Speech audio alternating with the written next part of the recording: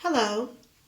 Today I'm going to talk about my experience when I went to Guatemala this March for a week-long workshop on trauma healing and trauma-informed spaces with both youth and staff from the Latin America region of AFSC and partner organizations from the Guatemalan community. When I first got to Guatemala, instantly I was blown away by art. Art was everywhere, from the murals that I saw to graffiti that was on the walls as I was entering into Guatemala City and going to the hotel. The next day, I got an opportunity. My colleague and I from the American Friends Service Committee had the opportunity to go to Antigua. Um, when I was in Antigua, one of the first things that stood out to me was the architect and how beautiful it was. The tour guide that was with us talked to us about how the infrastructure was made. And a lot of that came from the colonial time. The amount of churches and also monasteries that were there, and how it was built and why it was built during that time. I also got an opportunity to go to a number of churches, and the churches were open that day because it was a Sunday, so it was Mass, and many of the people were either leaving or they were still in service. And while I was there, the statues were amazing, and a lot of the statues were depictions of reenactment of the crucifixion. And the time that I was in Guatemala was also in preparation for Holy Week. And so that night, actually, or a couple of hours after I was supposed to leave, there was going to be a processional where the statues would be out and people would proceed throughout Antigua. And so I got an opportunity to go into one of the areas where all of the statues were out, and that was amazing. In the church, though, I saw this beautiful sand art that was right in front of this large depiction of Christ on the cross. And the sand art was a rectangular, and then around the sand art was local people had brought fruit as offering. Once we left the church, we then went and had an opportunity to go to a local market where there was jewelry and masks and clothing, where local artists were there selling their stuff.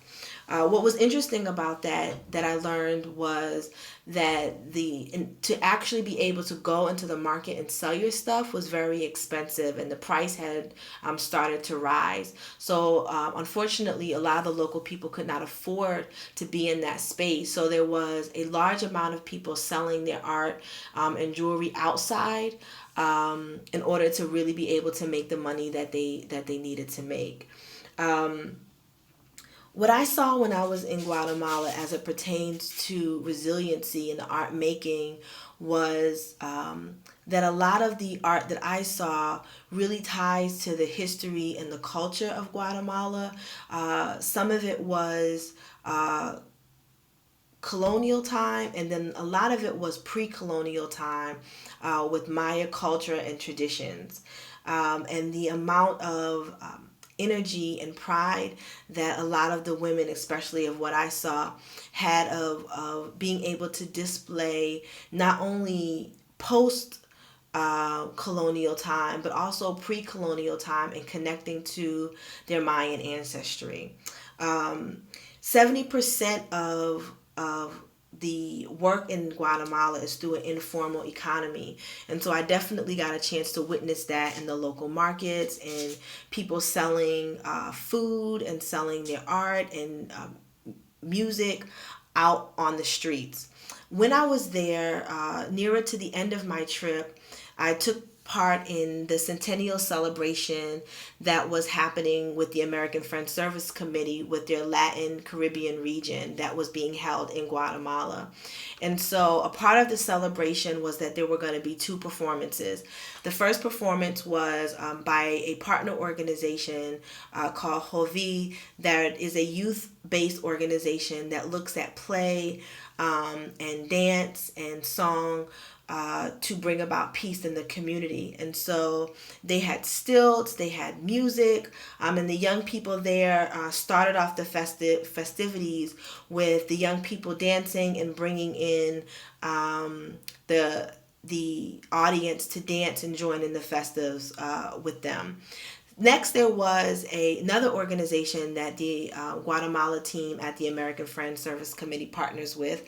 And that is a partner organization that looks at peace as well, but really focuses more on the music aspect of it and bringing young people together to write music, to understand music. And so they did some songs that was from their peace album that AFSC and local young people had created. That was beautiful because once again, there was an intersection between traditional Guatemalan music with hip hop, with music from Brazil, all coming together with the theme and the purposes of talking about peace and talking about social change. Definitely, it was what we described in this class as music king, and that I didn't feel like the music was happening to me or happening for me, but this was about the relationship and doing the music together. So there were times when we were clapping all together, or times when we were repeating back and doing call and response. That really made the energy inviting, and I felt like I was being a part of the music, and this was an experience that was happening to me. Being in Guatemala has really informed me in my own art making, as it really reminds me, of the power of art as a way to hold on to tradition and to hold on to and to tell the stories of resilience, to tell the stories of hope, to tell the stories of pain, and how art can throughout time continue to tell those stories to our children and to get passed down. Even the practices of weaving, the practices of mask making, all of that gets passed down, and the importance of me as an artist to make sure that I'm not only passing those traditions down to community members, but also to my own family and to my children. It also, the art making experience reminded me to be more intentional about knowing and embracing the power of the arts for restoration and transformation within myself and to the people that I'm around. And that through the art making, people have an opportunity to think about who they are, to think about what they have, and to remind them of what they can do, which is the quintessential elements from my understanding of resiliency. One of the things that I noticed about the difference in the culture between performance and the art making process. I think in the performance there is still, even though things were happening with you, because it is very interactive, I think in the art making participation, what happens though is that I think it allows you to be more reflective, and it allows you to deal with who you are and where you are, and then also in conjunction with community to be able to hear where people are, what people are thinking, how people are thinking. For instance, when we talked about peace and when we talked about social change through the arts, people were really able to not only hear about their personal reflection, but to hear how their neighbor was thinking about hope, how their neighbor was thinking about peace, how their neighbor was thinking about I am, which then allowed for greater dialogue and greater communication. And the arts definitely played a role. And what was amazing with AFSC is that in all of the partnerships, art is a huge component of bringing about peace and bringing about greater conversations about conflict and how conflict is resolved in the local community.